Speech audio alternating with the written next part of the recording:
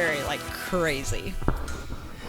Todd, do you have any rules of the road, like not locking your door when you get out?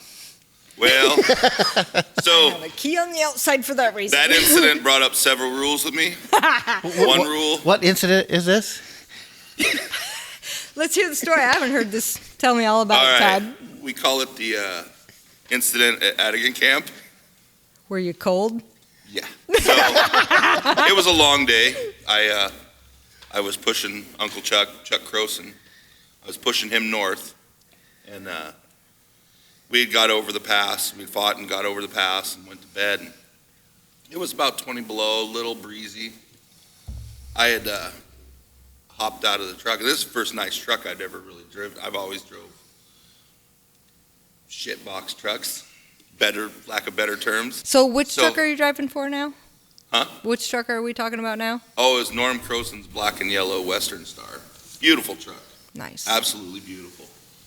Well, it had power locks. I've never encountered power locks in a truck. I must have been only 20, 21 years old at the time. And I hop out and I bump the switch as I hopped out in my boxer shorts and slippers. Wind blew the door shut. I turned around, wouldn't open. So only choice I have is Uncle Chuck is sitting parked next to me. I wake him up. And he rolls, no kidding, only rolls his window down about that far. He's in his boxers. I ain't letting you in. What do you want, Todd Lee? And I tell him what's going on. Can and he come over? The only choice you have is to break into that jockey box and pull everything out and go through and lift your bed up. So, believe it or not, this was long. This is in 2000. I mean, do you need pants for that? No. Okay.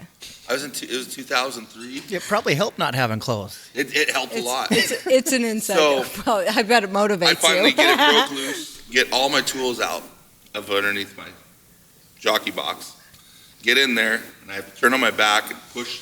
How cold is it out? Yeah. 20 below. 20 below? Is the wind blowing? Oh, yeah. Boxer shorts and slippers, 20 below, wind blowing. Yes.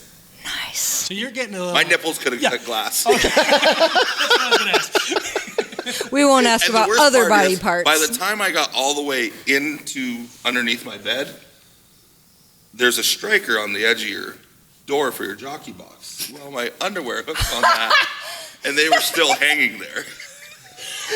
Oh, were you being plumber's crack trying to get in there?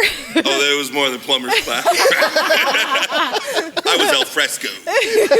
So anyways, I get in there and finally get the truck, get the truck unlocked. So the lessons I learned from this is, one, put your pants on before you get out of your truck. I love that we all learn lessons from experience here. 2, don't hit your lock switch. 3, and which I did, I put zip-tied keys in random places on the outside of that truck. You can't put enough spare keys outside your truck. I absolutely have learned that too. That truck, Norman asked me when he went to sell that truck to Josh Bennett, how many spare keys did you make for this truck? Oh, 13. He goes, how many are on that truck? 12. He goes, where's the 13th? I still have it. To this day, it's true. I seen that truck. To this day, this was 2003. We're in 2025, so 22 years later, that truck's making a comeback on the haul road, and I seen it with the hood open. The same spare key that I zip tied to the airline on the firewall is still there. Apparently, it still locks people out in their underwear. It must. That's the legend. Well, no, it doesn't now. The legend of this truck. I put a zip tie on the lock, so the lock can't go down all the way on the driver's door. I had an issue with that somewhere I worked. I didn't know this thing just randomly locked. Normally, when you pull the door, it unlocks. Right. I was doing the same thing, but I was going to Kenai, so I was at Summit Lake. Closed the door, couldn't get back in. I'm like, hey, I need help. How can we break in my truck? Yeah, so I've always had a spare key since then. So that's, if we're learning lessons here, put a spare key on the outside of your truck because it's really cold in your underpants. And put your pants on. And put your pants on. I try to put my jacket on too. I mean, with everything else, It's really... I didn't even put a T-shirt on. I'm still so paranoid about getting locked out that when I get out to pee, I don't shut the door. I do that too sometimes, but usually I'll roll the window down like that much. Yeah, But with the exactly. Kenworth, you gotta reach all the way down. Apparently, Problem. everyone here has been locked out of their truck at Where's some that point. key at?